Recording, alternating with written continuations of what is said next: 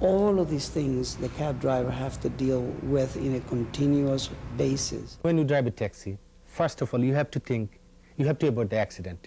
First thing in your mind, you have to keep concentrate your mind with your work, with your car, with your taxi, with your road, with your traffic, police officer, with your another vehicle, all those stuff. You have to be alert every time. How many hours you work, you have to be alert for every single seconds. Once you get, unmindful, 1 second, that second can cost you your life, This second can cost you your life. So, driving a taxi, real dangerous, and also, you can earn some money also. The people think that the cab drivers make money. They don't make money, because you have always the ticket from TLC, you have the ticket from the motor vehicle, So you have always the problem. You pick up a passenger to go in the Bronx, you take the guy, once getting there, the guy don't want to pay you. Or you go there, even if the guy pay you, you come always empty. So for me, I think it's very, very difficult to, this is not a business to make for a living. Comment vous allez, man? Not a brand.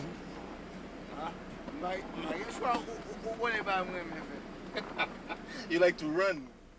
Basically, the yellow industry is very divisive, and the tendency is to be very individualistic. Not only in its actual basic pursuit of one running after a fare, and I started doing that for a while. And again, the fact that I'm not like the average cab driver. He doesn't care about what's happening to this other guy. When the TLC stops this guy, he might be upset, but I'm happy it's him, not me. You can't find any organization within those yellow cabs that is of any substance. And I even dabbled again in some of that, and it was very difficult. And you become aware of the difficulties in organizing people like that. إنا أنزلناه في ليلة القدر وما أدراك ما ليلة القدر ليلة القدر خير من ألف شهر تنزل الملائكة والروح فيها بإذن ربهم من كل أمر. Of course, I miss my home. I have feelings for my village. Sometimes I feel, if I have enough wealth, then I can go over there every month to visit them and saw them. I do have my feelings about my country, about my village, about my family. So I do have my feelings. Right now I have my plan. I have to bring my wife and family, kids over here, and then eventually in future, I'll decide what I can do. I think I can support my family to driving a taxi. Driving a taxi I can support, and God have to help me. I'm begging to my God to give me this kind of ability to support my family, and also needy people. If I can afford, I can support the needy people also. I live with 4 people, which they come from the same country, from Mali. We're sharing the same, because for us, we don't make money in this country. We want also to live in a different room. Everybody has his own room and everything, but we can't afford to do it, because for example, we pay here 150 every week, so one person can't afford to pay that. So we make to share it together, because we are not here to we are not here to live. We are here to make some money to go back to our country.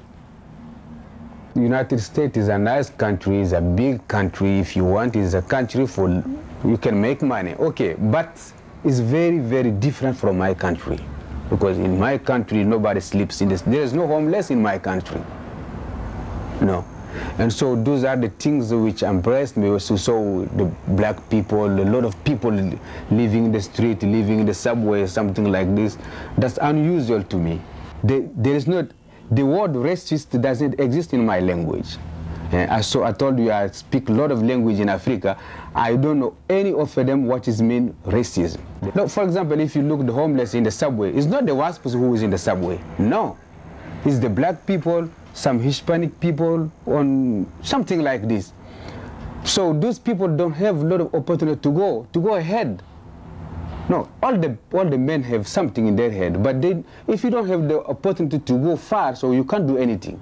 So for me, if I read, if I know something, I go back in my country where I belong to the people belong to me.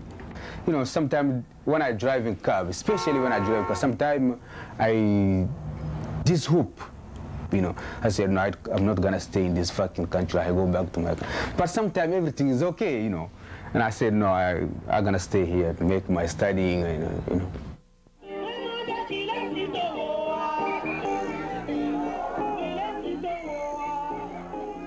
In April of 1992, Hans Roy helped to organize a Central Park rally in support of Jean Bertrand Aristide, Haiti's recently deposed democratically elected president.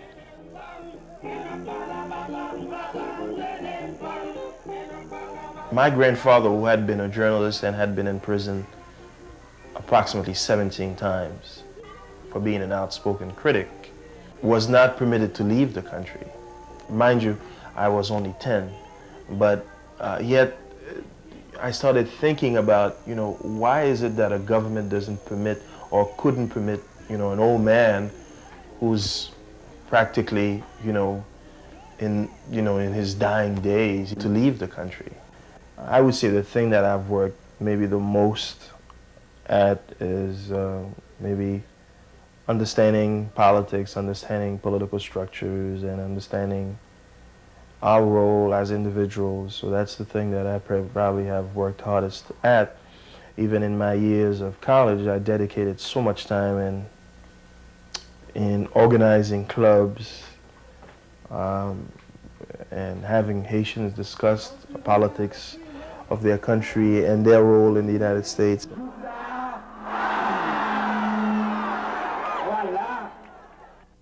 Something that people ought to instill in other people is in order to really get what you want, you can't get it by going to McDonald's and having a quick meal. You know, you have to stay home and prepare the food and do this, and you'll get a good meal.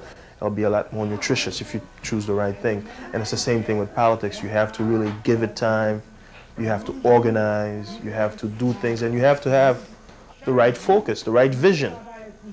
So in other words, when you participate in anything, the objective is really to build a road, because you're going to pass on, you're going to go, you're going to die.